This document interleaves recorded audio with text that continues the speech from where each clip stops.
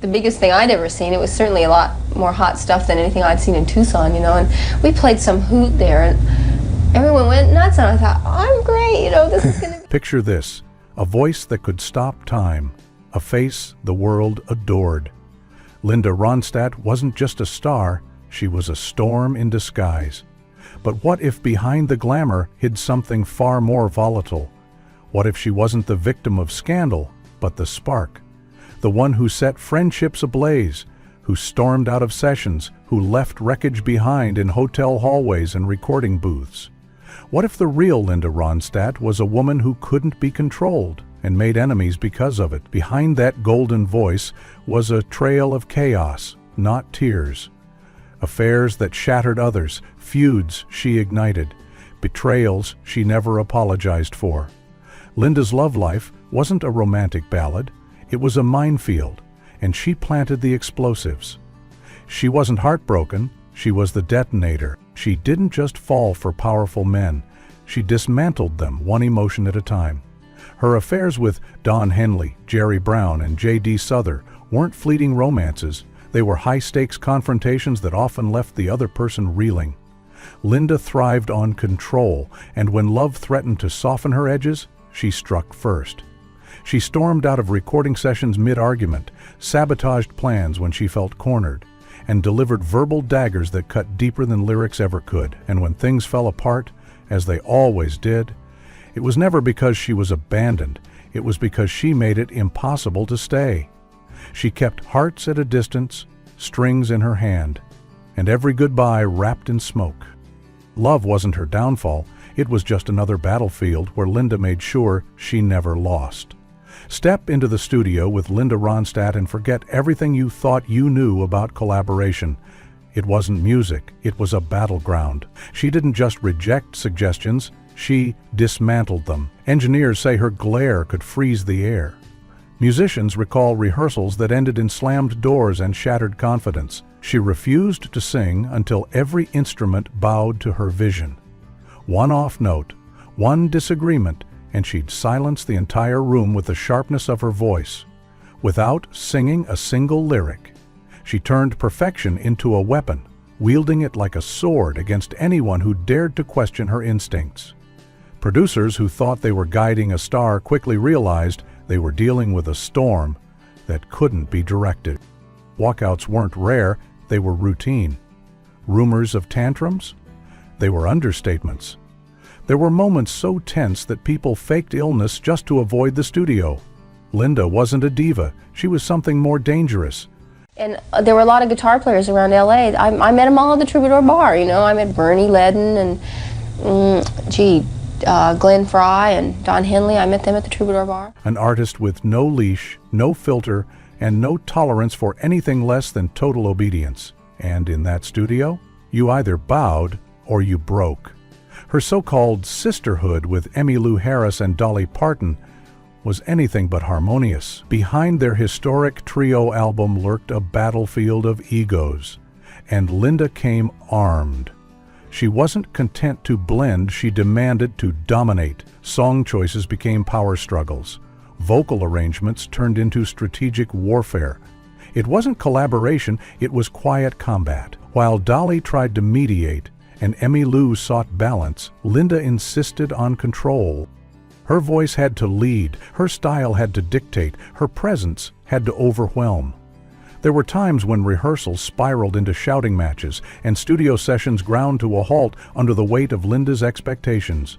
The world saw three golden women in perfect harmony, but those close to the project remember something else entirely. Tension so thick it bled into every lyric, every glance, every pause. Behind the scenes, Linda didn't just challenge the group dynamic. She shattered it, and long after the music faded, the fractures she caused remained. With Stevie Nicks, the tension was quiet, but razor sharp. Linda didn't just clash with Stevie, she challenged her. Every shared green room, every photo op, every industry function became a silent war zone. Stevie, known for her calm grace and mystical allure, tried to keep things civil. Linda, she refused to play that game. She dismissed Stevie's style as theatrical. She called her songwriting soft, and when the two crossed paths during key career moments, award shows, magazine features, radio rotations, Linda made it clear she wasn't there to share, she was there to dominate.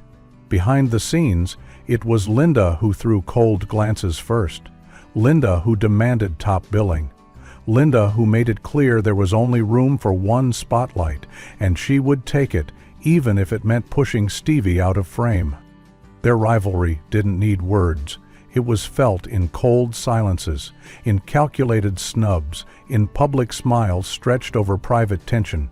Two legends, one throne, but only Linda made sure everyone knew she would not be second to anyone, especially not to Stevie Nicks. Tried to keep things civil. Linda? She barely acknowledged the game. David Geffen once called her the future of his label, a crown jewel destined to lead a new era. But Linda Ronstadt didn't want a throne built by others. She wanted to build her own kingdom, brick by brick, scream by scream. And when Geffen tried to guide her, shape her, polish her into his version of a star, she exploded. She tore up contracts mid-discussion. She laughed in meetings when executives offered her carefully curated images to project. She mocked the very system that wanted to elevate her. When Geffen presented full album concepts, crafted by top-tier producers, she dismissed them in seconds. Her defiance wasn't quiet. It was public, loud, and unrelenting. When Geffen pushed back, tried to regain control, she retaliated harder.